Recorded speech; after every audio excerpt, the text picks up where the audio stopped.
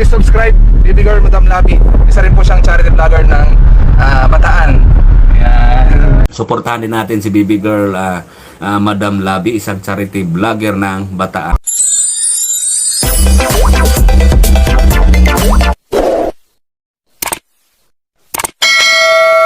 Hello mga kalabi, nandito po tayo ngayon kay Sir Undoy. At meron po tayong pupuntahan na isang tatay na bulag po uli ang pupuntahan natin ngayon, no? Bali, ito po ay hindi na siya talaga po, Sir Undoy, nakakaano? Gaya na lang siya ng kailangan may guide siya. May guide po siya. Pero kahit na bulag po siya, naghanap buhay pa rin siya. Sama ko lang. Kaya kawawa talaga.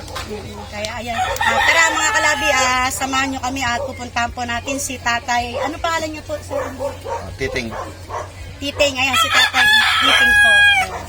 Ayan mga kalabi, nandito na tayo kala Tatay Titing.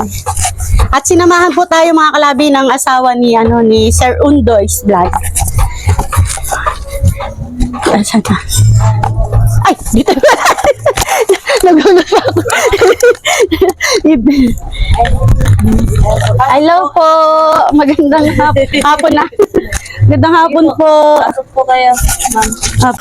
Ay, yung chinelos ko. Sige po, ma'am. Di pa naman ako nag-medyas. Sige ho. Sige, pasok mo na, te. Ay, wag po. Nakakaya. Sige. Kamatuhuran kita. Ayan. Laksan mo buto ko. Opo. Bilas tayo. Bakit? Isaw, makakapit tayo. Copyright. Hindi. Hindi ko live yun. Dun. Ayan. Hello, Tay. Tatay, ano po? Sitting? Oo. O, Tay, lagay ko to para malakas yung natin na. Yung boses mo, no? Kumusta po, Tatay? Ito po. At mga buhay. Bali, ilang taon na kayo, Tay? 54. Bata pa si Tatay, 54. Ilan po yung anak niyo po? Ay, dalawa yung anak ko. Dalawa po yung anak niyo. Ayan mga kalabi, bali ito po si Tatay Titing, ito 54 years old, ang bata-bata niya pa. Tay, pwede po bang malaman ano pong nangyari sa mata niyo po? Disgrasya ito sa nabuhay ko ng 1989, 1999. Ay, matagal na po pala, no? Tapos po, Maliwanag po man itong sa una. Unti-unti lang siya lumalabo. unti-unti siyang lumalabo. Eh, ngayon po, ano pong lagay na po ng mata niyo? Basta lang siya Wala na, lumalabo. ngayon po, Malabo. ako po nakikita niyo pa po. Aninag na lang po sa inyo. Ay, aninag na lang po. Madilim? Oo. Eh, sabi po ni Sir Undoy po, sumasama pa rin daw po kayo sa laot maghanap buhay kahit na po ganyan na hindi na po kayo nakakakita. Oo. Bakit, Tay? Nakakin lang kayo. Wala mang sa buhay. May makain lang po. Ayun po mga kalabi, sumasama pa rin po si Tatay Titing po para meron nga sila ng pambiling pagkain kahit na ganyan na po yung alagayan niya na hindi siya nakakakita. Paano nyo nun, pag nasa laot po kayo, Tay, anong ginagawa nyo? Sa bangka, babat ako ng lambat. Babat lang po ng lambat po. Oo. Tay, gusto niyo pa po ba nakakita? Ay, gusto makakita kung may sana may pera na pampaukta. Wala namang pera na eh. Bakit po? Nagpa-check up na po ba kayo dati? Oo. Ano po sabi po nung doktor? Ano ito, palitanan daw ng cornea ba? Yung donor. Kailangan po ng Cornea. saan po kayo nagpa-check up, Tay? Sa Balanga. Dito sa provincial? Provincial. Itong huli, provincial. Dati nagpa-check up ako sa Pampanga, sa GBL. Ay, nakarating na rin po pala kayo ng Pampanga.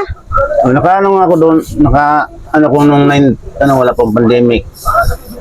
Nakapila ko doon eh. Tapos ano po sabi sa sa JBL po? Tapos inabot ako ng pandemic. Wala. Inabot lang po kayo ng pandemic. Nakapila ko doon eh. Pero ano po sabi sa JBL po, sa Pampanga po? Basta yung unti-unti malabo yung mata ko. Nung nagpupunta po kayo sa Pampanga, malinaw-linaw pa po? Oo, aninag pa. Mga ilang taon na po yun? 2000. Mga ilang taon na rin po? Oo. Bago mag-lockdown pa? 2018. 2018. Tapos, kumbaga, nung nagpunta po kayo sa Pampanga, doon na po natigil yung check-up nyo sa mata. Wala pa pong nun. Ayun. Ano po, ang gagawin, ano po yun tayo, anong first step kaya natin na gagawin, pumunta muna po tayo sa dito po sa BGH. Ipapa-check up po muna natin yung mata nyo.